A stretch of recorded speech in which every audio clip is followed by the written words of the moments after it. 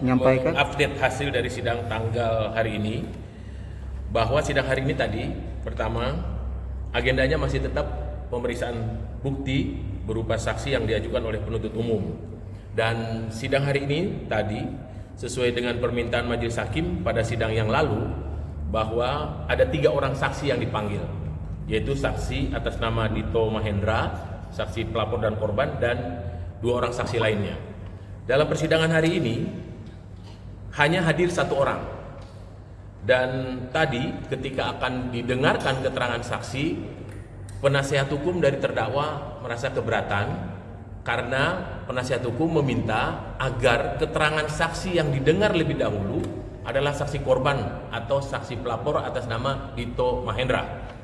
Setelah diteliti tentang pemanggilan atas nama saksi Dito Mahendra dan 1 orang saksi lainnya yang tidak hadir, majelis hakim menemukan walaupun panggilan itu sudah dilayangkan secara sah, tetapi alasan yang bersangkutan, yaitu saksi Dito dan saksi 1 orang lainnya itu karena duka dan karena sakit Dito Mahendra yang masih dirawat di rumah sakit, bukanlah menurut majelis hakim bukanlah menjadi alasan penghalang untuk 2 orang saksi ini hadir di persidangan untuk didengar keterangannya. Sesuai dengan yang saya sampaikan pada statement yang lalu, preskon kemarin, bahwa hari ini majelis hakim telah membuat penetapan untuk memanggil secara paksa atas nama saksi Dito Mahendra dan saksi yang 1 orang lainnya tadi. Nah, itu akan dilakukan pemeriksaannya pada hari Kamis tanggal 29 Desember 2022.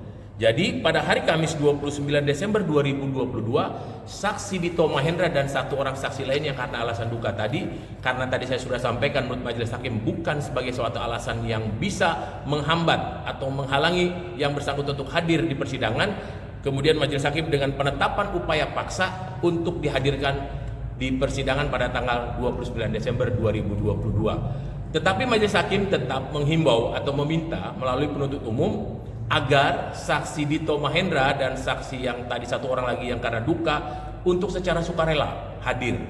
Ya, tapi walaupun bagaimana tetap majelis hakim sudah mengeluarkan statement atau mengeluarkan penetapan di persidangan bahwa akan dilakukan secara paksa. Kemungkinan besar kalau upaya paksa ini dilakukan dengan sungguh-sungguh oleh penuntut umum, artinya Dito Mahendra akan hadir di persidangan secara fisik. Nah, tentang persidangan tadi sudah disampaikan bahwa akan dilakukan sidang secara offline. Artinya Dito Mahendra akan diperiksa secara langsung berhadapan-hadapan dengan terdakwa dan penasihat hukum dan penuntut umum di persidangan pada tanggal 29 Desember 2022. Nah, kemudian untuk proses penangguhan penahanan, tadi juga sempat ditanyakan oleh saudara terdakwa dan penasihat hukumnya. Hari ini majelis hakim sudah membuat keputusan, ya. Hari ini majelis hakim sudah membuat keputusan bahwa tentang penangguhan penahanan atas nama terdakwa Nikita Mirzani tidak dikabulkan lagi. Jadi tidak ada lagi permintaan dan permohonan. Tadi sudah saya konfirmasi, majelis hakim sudah memutuskan bahwa untuk proses penangguhan atas nama terdakwa Nikita Mirzani tidak dikabulkan. Mungkin itu yang bisa saya sampaikan untuk statement hari ini. Ya, Pak, ada sanksi nggak ketika nanti Dito meski di upaya paksa tidak hadir? Tadi majelis hakim sudah memerintahkan bahwa di samping Dito dan 2 orang saksi yang dilakukan secara paksa tadi, majelis hakim juga memerintahkan agar menghadirkan ahli yang belum dipanggil, dan ahli akan dilihat apakah nanti pada Kamis 29 Desember akan hadir atau tidak, tapi diperintahkan untuk hadir, ya, gitu. Untuk saksi korbannya sendiri. Saksi korban tadi saya sampaikan tanggal 29 majelis hakim sudah mengeluarkan perintah paksa, upaya paksa sesuai ketentuan pasal 159 tadi, karena ketidakhadiran yang bersangkutan dianggap bukanlah sebagai halangan yang sah untuk hadir. Karena baru sakit, berarti kan mungkin ada sembuh, dia mungkin bisa hadir di persidangan. Jadi tanggal 29 Desember hadir Dito Mahendra secara paksa oleh penuntut umum. Jika tidak hadir juga? Kita tidak bisa berbuat statement ya kalau tidak hadir. Yang pasti kalau upaya paksa tadi saya sudah sampaikan, kalau dilaksanakan sungguh-sungguh oleh penuntut umum pasti akan dihadirkan gitu. Tapi majelis hakim tadi meminta supaya saksi Dito Mahendra hadir secara sukarela, artinya tidak perlu dengan upaya paksa. Tapi kalau tidak bisa, upaya paksa sudah dikeluarkan oleh majelis dengan penetapan. Sesuai dengan yang minggu yang lalu saya sampaikan, kalau panggilannya sudah sah, tapi dia tidak bisa hadir karena alasan yang menurut majelis hakim tidak menghalangi dia untuk hadir di persidangan, dipanggil melalui paksa. Ya, Pak, pemanggilan paksa itu berarti akan dikawal oleh pihak berwajib ya? Ya, mengenai teknisnya, penetapan itu kan nanti akan diserahkan kepada penuntut umum. Penuntut umum yang melaksanakan penetapan hakim itu. Artinya tentang pelaksanaannya, kalau memang penuntut umum membutuhkan pengawalan dari kepolisian, tentu penuntut umum yang tahu. Tapi kalau penuntut umum cukup sendiri saja bisa menghadirkan si Dito, tidak perlu dengan pengawalan polisi ya, begitu. Pak, tadi majelis hakim juga Pak Ketua memberikan warning kepada pihak kejaksaan untuk kooperatif dalam hal pengobatan Nikita Mirzani, karena menurut alasan Nikita Mirzani tadi dikeluhkan kalau dari JPU sendiri mempersulit untuk pengobatan. Ya, jadi saya sudah tadi tanyakan juga kepada majelis hakim, ada katanya permintaan dari terdakwa tentang karena kondisinya lagi sakit. Nah, tapi karena penangguhan tadi penahanan sudah ditolak oleh hakim, tentunya majelis hakim bisa memperhatikan tentang keadaan-keadaan yang bersangkutan ini. Nah, selama ini kalau majelis hakim sudah menyampaikan bahwa untuk izin berobat dipermudah. Ketika akan dilakukan pengobatan, majelis hakim langsung mengeluarkan penetapan untuk izin berobat. Tentang proses pelaksanaannya, nanti silakanlah teman-teman media pantau bagaimana. Siapa yang mungkin sulit mengeluarkan atau memang dari pihak rutan atau kejaksaannya, tapi kita lihat. Yang pasti ketika ada permohonan dari terdakwa atau dari penasihat hukumnya untuk izin berobat keluar dari rutan, majelis hakim segera mengeluarkan penetapan untuk memberikan izin.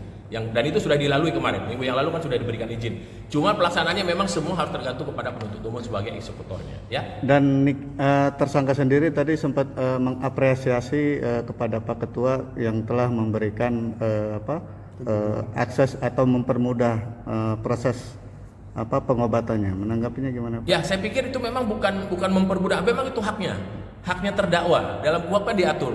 Jadi kalau memang dalam keadaan sakit ya tetap harus majelis hakim harus mengabulkan dia, memberikan izin berobat. Karena bagaimanapun ini adalah masalah penahanan yang dilakukan oleh majelis hakim. Tentu menjadi tanggung jawab majelis hakim dalam pengawasan dan pemantauan. Tapi tentang pelaksanaannya kan bukan majelis hakim yang melaksanakan, adalah penuntut umum sebagai eksekutornya. Nah, pelaksanaan di lapangan itulah mungkin teman-teman nanti bisa pantau apakah memang kesulitannya terjadi di mana. Tapi selama ini yang setelah saya pantau, yang lalu sudah kita bawa karena surat itu juga sudah sampai kepada saya dan sudah cek, dan hari itu dimohonkan dan hari itu juga dikeluarkan. Cuman pelaksanaannya tergantung kepada penuntut umum karena dia yang melakukan pengobatan itu dia dikawal oleh penuntut umum gitu ya.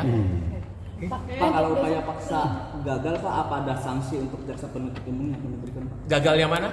Upaya jemput paksa tetap gagal, apa ada sanksi yang akan diberikan terhadap jaksa penuntut umum? Kalau sanksi kan saya tidak bicara sanksi karena ini kan menyangkut masalah perkara. Nah, sekarang alasan dia tidak bisa menghadirkan kalau sudah dilakukan upaya paksa nanti akan disampaikan oleh penuntut umum.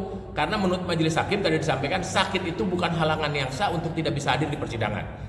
Makanya majelis hakim mengeluarkan perintah upaya paksa, artinya dia bisa didengar di persidangan secara fisiknya sehat mungkin di persidangan. Nanti kita lihat apakah tanggal 29 Desember penuntut umum berhasil atau tidak menghadirkan saksi Dito Mahendra dan satu orang saksi lainnya.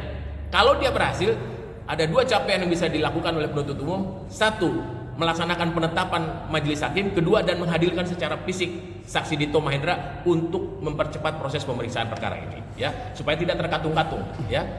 Pak, sidang juga akhirnya digagal juga. Ya. Kalau untuk tanggal 29 Desember kan tadi satu saksi sudah hadir, tapi kan penuntut penasihat hukum meminta tidak didengar dulu nanti yang saksi korban. Nah, berarti 3 orang ditambah ahli. Itu direncanakan oleh hakim untuk dipanggil, ya. Sekitar ada 4 orang. Ya, begitulah. Pak, jika nanti tidak datang juga, ia gagal lagi, apakah nih kita akan dibebaskan, Pak? Karena kan tadi juga sempat mengatakan Pak Indra sendiri akan memberikan kebebasan jika 3 kali dipanggil gitu tidak hadir. Begini, proses hukum acaranya kan kalau proses pemeriksaan saksi nanti memang dilakukan upaya paksa, ini kan upaya terakhir. Upaya paksa ini upaya terakhir. Kalau nanti penuntut umum tidak berhasil, nanti majelis hakim akan menilai apakah penuntut umum bersungguh-sungguh tidak dalam membuktikan perkara ini. Begitu, Mbak. Kalau bebas itu tidak mungkin dalam pengertian dalam proses sekarang. Tentu kan harus melalui proses panjang. Selain Dito kan masih ada saksi-saksi lain, ada ahli juga, ada bukti-bukti lain, mungkin surat atau apa yang perlu itu pun melalui panjang dulu, proses dulu. Nanti semua itu dirangkum di dalam suatu putusan oleh majelis hakim berdasarkan fakta yang ada di persidangan. Jadi tidak hanya satu saksi Dito, seperti yang kemarin minggu yang pertama saya sudah sampaikan bahwa saksi itu ada 14 termasuk ahli 4 orang. Ya, kemungkinan besar itu mungkin akan didengar semuanya. Saksi Dito itu memang saksi pelapor dan saksi korban. Menurut penasihat hukum wajib didengar, menurut Buhab juga gitu, harus pertama dia didengar duluan. Ya, itu aja sih Mbak. Itu Ya. pasal itu juga bahwa ini kan delik aduan. Jika delik aduan itu harus saksi korban yang diperiksa duluan.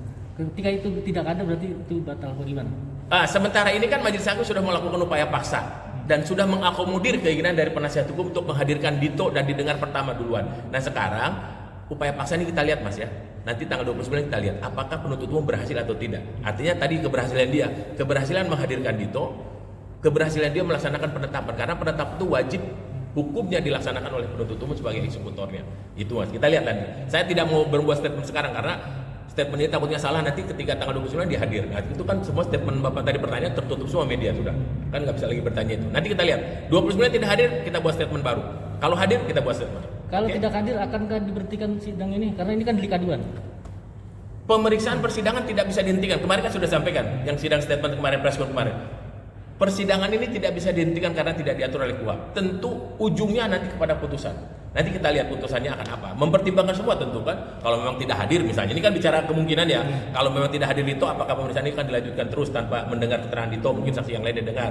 Tapi ujungnya nanti putusan Mas. Putusan itu nanti akan dipertimbangkan semuanya ya. Termasuk mungkin yang tadi saudara apakah ini delik aduan dipertimbangkan juga dalam putusan hakim nanti dilihat ya. Pasti itu akan dipertimbangkan.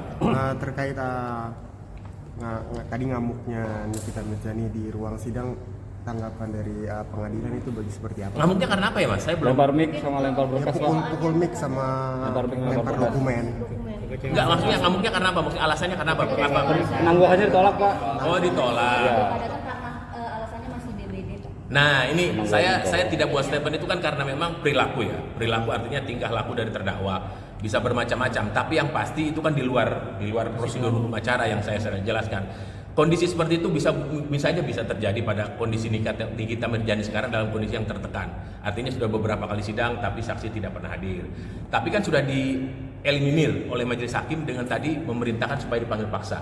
Mudah-mudahan 29 apa yang rasa dia penasaran mungkin bisa terobati dan bisa diselesaikan. Nah kita berharap 29 Desember nanti saksi Dito bisa dihadirkan oleh penuntut umum. Kita lihat penuntut umum berhasil atau tidak menghadirkan Dito untuk didengar keterangannya di persidangan dengan upaya paksa yang dikeluarkan oleh majelis hakim.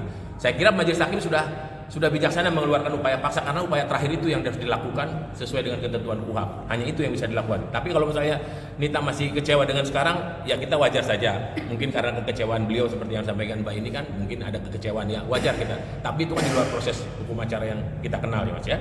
Jadi mungkin karena pribadi saja yang begitu. Tapi kan tentang penangguhan itu kan majelis hakim sudah menolak. Artinya memang mungkin dari sudut pandang majelis hakim sesuai ketentuan pasal 21 itu kan mungkin dikhawatirkan akan terjadi lagi, atau mungkin dari perilaku juga nanti menjadi penilaian majelis hakim ya. Ada lagi? Pak, rencana tanggal 29 seorang Dito kalau hadir ini kan makan waktu cukup lama ya Pak untuk sidangnya. Untuk segi keamanannya gimana Pak nantinya Pak? Karena kan ada kemungkinan sampai sore atau sampai malam bahkan ya. Ya, saya tidak berasumsi dulu sekarang ya, karena menurut saya gini, persidangan itu kan bisa relatif, bisa sebentar seperti ini kita bayangkan kita hadir, tapi ternyata tidak hadir sebentar. Tapi bisa saja kalau hadir mungkin bisa panjang, tapi sepanjang apapun saya nggak begitu paham. Ya kalau misalnya memang sidangnya memang sampai di luar jam kerja, nanti saya koordinasi dengan majelis hakim apakah itu masih tetap kita lakukan atau nanti ditunda, kita lihat. Atau memang cukup misalnya dari 3 atau 4 hari yang hadir ini mungkin Dito Mahendra dulu yang didengar duluan, yang lain nanti di sidang berikutnya. Kita lihat, itu kan tergantung teknis nanti pengaturan dari majelis hakim. Yang penting begini teman-teman media, yang penting apa yang diperintahkan oleh majelis hakim diwujudkan dulu oleh penuntut umum untuk menghadirkan tadi saksi Dito dan saksi yang lainnya plus dengan ahli. Mudah-mudahan majelis hakim bisa menyelesaikan secara cepat, bisa sekaligus atau misalnya 1 hari kita selesaikan untuk mengejar ketinggalan beberapa penundaan sidang yang tidak berjalan seperti mestinya sebetulnya. Kan harusnya sudah sampai sidang ke-7 ini harusnya sudah sampai ke beberapa saksi, tapi kan 1 orang saksi pun belum ada didengar. Nanti lihat majelis teknisnya seperti apa akan. Kalau teman-teman kalau masalah keamanan gak usah takut lah. Media tetap akan diberikan tempat yang cukup untuk meliput ini ya. Itu. Oke. Cukup ya.